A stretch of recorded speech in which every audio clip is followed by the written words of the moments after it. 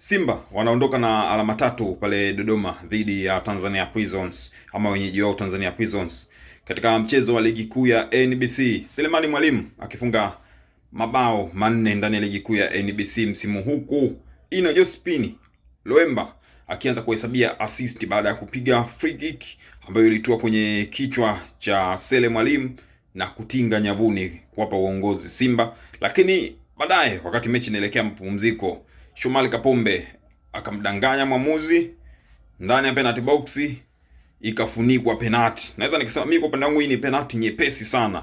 Ni mwendelezo wa makosa ambayo waamuzi wanayafanya ndani ya ligi kuu ya NBC. Wanatoa penalty nyepesi kwa sababu ukiangalia kwa ambao tuna faida kuangalia kwenye television, of course, hakuna mgusano wowote. Yule mlinzi wa Prisons hakuna mguso wowote ambao walikuwa wamemgusa mchezaji huyo wa kikosi cha Simba, lakini mwamuzi akafunika. Shomari akawa amefaidika.